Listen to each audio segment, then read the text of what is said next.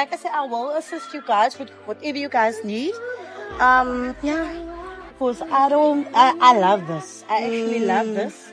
Because there's such a lot of girls their age that's standing on the corner. So nee, hulle is Teenage pragtig, pregnancies man. by jou, hoor. Yes. Nee, julle is pragtig. Ek is oor julle. Maar ek wil nou begin te net beloop man, is dat ek al saam hulle in moet vir. Because man, nee, julle. Ek sê er nou, as ek ook insurance, julle soos pakman mannetjies wat onder my. But I love you guys. I really love what you guys are doing and I will assist you. What do you guys say? Thank you, Thank guys. you man, julle is toch pragtig. Julle is toch pragtig. En behalve as counselor, well, we just want to say thank you for die feit dat ek het vir counselor nog nie so 5 minutes tyd gewees. Because there's iemand nie wat my kan betrek. Het was nie maar so 5 minutes gewees wat ek vir Mel kontak het op Facebook.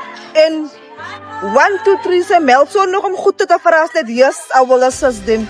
En hy speak by 'n volume van Mel se karakter en Thank you. sien dat ek van 'n Nova Park is en te sien hoe Mel teruggee aan ons youth is. Ek waardeer dit baie. Ek wil net sê baie dankie en my God bless you in your future, yeah, maar whatever you Melissa take on.